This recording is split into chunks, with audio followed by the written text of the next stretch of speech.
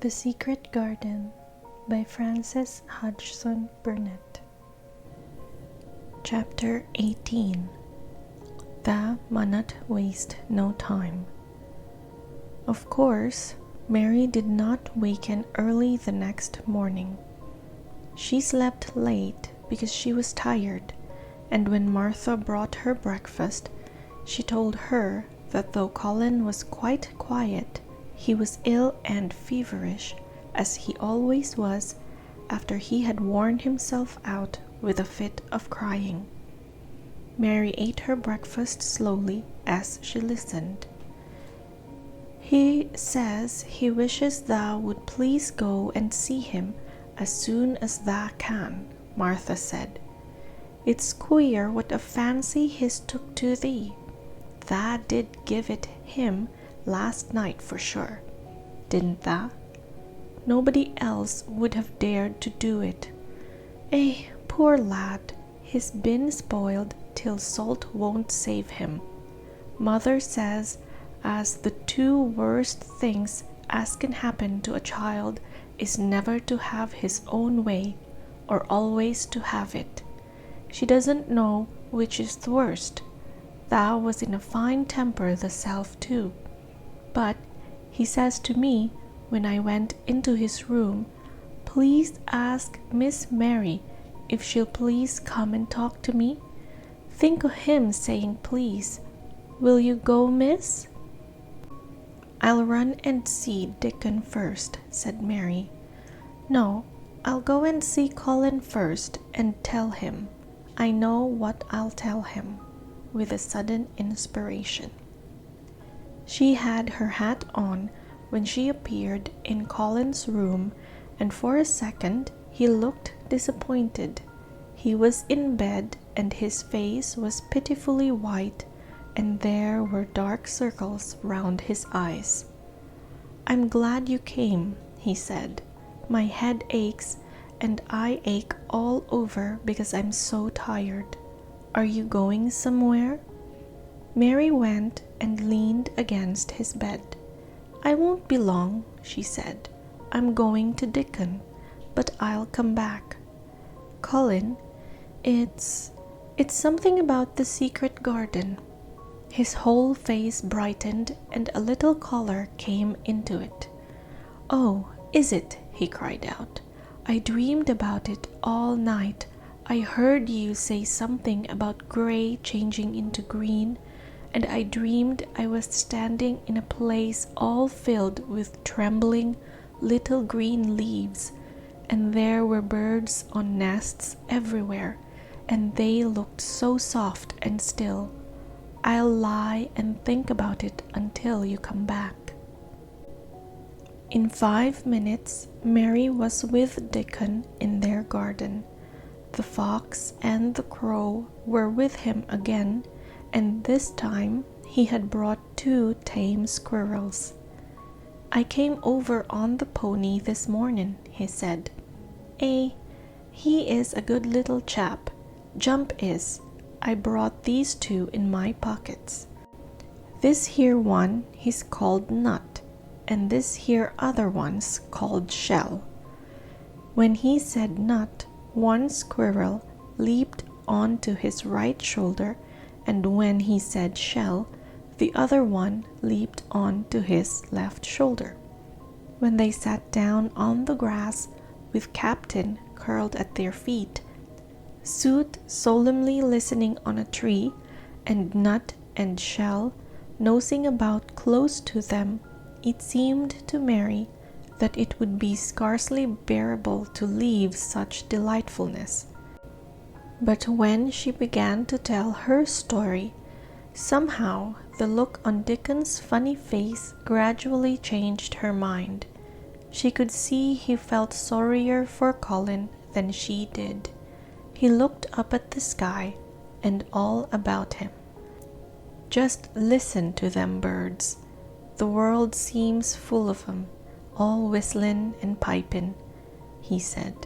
"Look at 'em darting about and hearken at 'em calling to each other. Come springtime, seems like as if all the world's calling. The leaves is uncurlin', so you can see 'em, and my word, the nice smells there is about, sniffing with his happy turned-up nose. And that poor lad lying shut up and seeing so little that he gets to thinking o' things as sets him screaming. Eh, my, we mun get him out here. We mun get him watching and listening and sniffing up the air and get him just soaked through with sunshine, and we munnot lose no time about it. When he was very much interested, he often spoke quite broad Yorkshire, though at other times he tried to modify his dialect so that Mary could better understand. But she loved his broad Yorkshire, and had in fact been trying to learn to speak it herself, so she spoke a little now. Aye, that we mun, she said, which meant, yes, indeed we must. I'll tell thee what us'll do first, she proceeded, and Dickon grinned, because when the little wench tried to twist her tongue into speaking Yorkshire, it amused him very much. He's took a greatly fancy to thee. He wants to see thee, and he wants to see Suit and Captain. When I go back to the house to talk to him, I'll ax him if tha canna come and see him tomorrow morning, and bring tha creatures with thee, and then, in a bit, when there's more leaves out, and happen a bud or two, we'll get him to come out, and tha shall push him in his chair, and we'll bring him here and show him everything. When she stopped, she was quite proud of herself. She had never made a long speech in Yorkshire before, and she had remembered very well. "Tha mun talk a bit o' Yorkshire, like that, to Master Colin." Dickon chuckled. "Tha'll make him laugh, and there's nowt as good for ill folk as laughing is. Mother says she believes as half a hour's good laugh every morning 'ud cure a chap as was making ready for typhus fever." "I'm going to talk Yorkshire to him this very day," said Mary, chuckling herself. The garden had reached the time when every day and every night it seemed as if magicians were passing through it, drawing loveliness out of the earth and the boughs with wands. It was hard to go away and leave it all, particularly as Nut had actually crept onto her dress and Shell had scrambled down the trunk of the apple tree they sat under and stayed there looking at her with inquiring eyes. But she went back to the house, and when she sat down close to Colin's bed, he began to sniff as Dickon did, though not in such an experienced way. "You smell like flowers and fresh things," he cried out quite joyously. "What is it you smell of? It's cool and warm and sweet all the same time."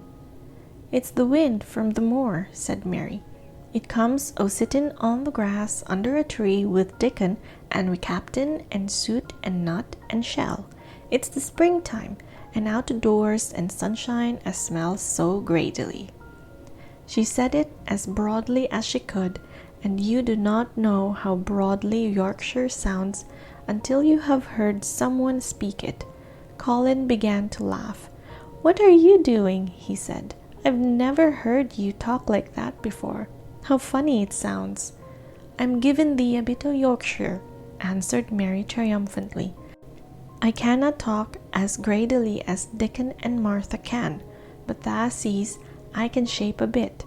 Doesn't tha understand a bit of Yorkshire when tha hears it?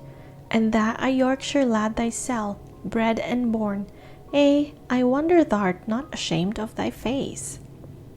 And then she began to laugh too, and they both laughed until they could not stop themselves, and they laughed until the room echoed, and Mrs. Medlock, opening the door to come in, drew back into the corridor and stood listening, amazed.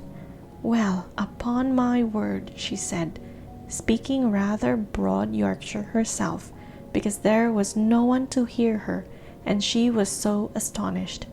Who ever heard the like? Who ever on earth would have thought it? There was so much to talk about. It seemed as if Colin could never hear enough of Dickon and Captain and Suit and Nut and Shell and the pony whose name was Jump. Mary had run round into the wood with Dickon to see Jump. He was a tiny little shaggy moor pony with thick locks hanging over his eyes and with a pretty face and a nuzzling velvet nose. He was rather thin with living on moor grass, but he was as tough and wiry as if the muscle in his little legs had been made of steel springs. He had lifted his head and whinnied softly the moment he saw Dickon, and he had trotted up to him and put his head across his shoulder, and then Dickon had talked into his ear, and Jump had talked back in odd little whinnies and puffs and snorts. Dickon had made him give Mary his small front hoof and kiss her on the cheek with his velvet muzzle. "Does he really understand everything Dickon says?" Colin asked. "It seems as if he does," answered Mary.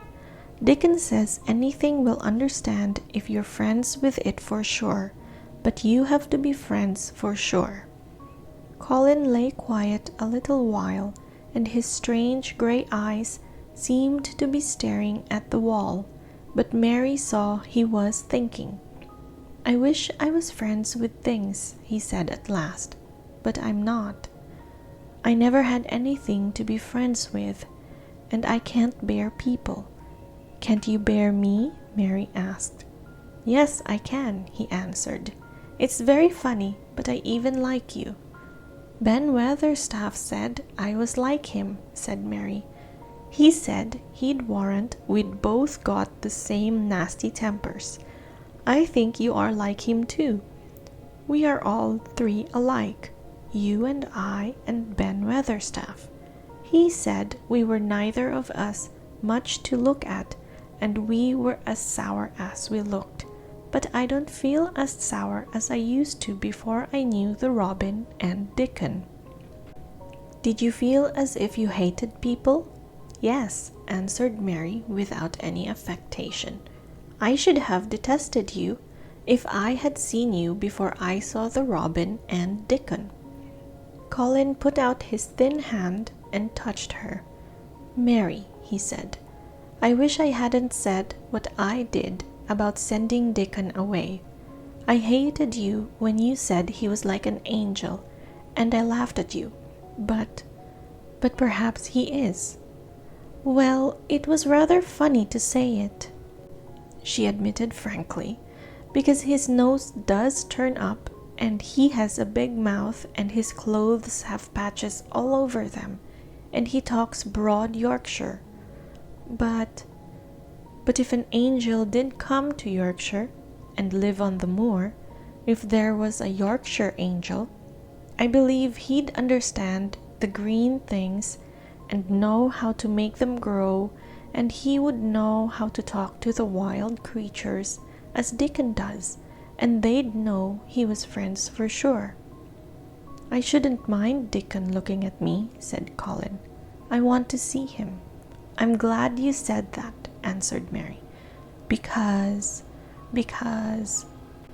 quite suddenly it came into her mind that this was the minute to tell him. Colin knew something new was coming. "Because what?" he cried eagerly. Mary was so anxious that she got up from her stool and came to him and caught hold of both his hands. "Can I trust you? I trusted Dickon because birds trusted him. Can I trust you? For sure, for sure?" she implored. Her face was so solemn that he almost whispered his answer. "Yes, yes." "Well, Dickon will come to see you tomorrow morning, and he'll bring his creatures with him." "Oh, oh!" Colin cried out in delight. But that's not all, Mary went on, almost pale with solemn excitement. The rest is better. There is a door into the garden. I found it. It is under the ivy on the wall. If he had been a strong, healthy boy, Colin would probably have shouted, "Hooray! Hooray! Hooray!" But he was weak and rather hysterical. His eyes grew bigger and bigger, and he gasped for breath. "Oh, Mary," he cried out with a half sob, "shall I see it? Shall I get into it? Shall I live to get into it?" And he clutched her hands and dragged her toward him. "Of course you'll see it," snapped Mary indignantly. "Of course you'll live to get into it. Don't be silly." And she was so unhysterical and natural and childish that she brought him to his senses, and he began to laugh at himself, and a few minutes afterward she was sitting on her stool again, telling him not what she imagined the secret garden to be like, but what it really was, and Colin's aches and tiredness were forgotten, and he was listening enraptured. "It is just what you thought it would be," he said at last. "It sounds just as if you had really seen it. You know I said that when you told me first." Mary hesitated about 2 minutes and then boldly spoke the truth. "I had seen it, and I had been in," she said. "I found the key and got in weeks ago, but I daren't tell you. I daren't because I was so afraid I couldn't trust you, for sure."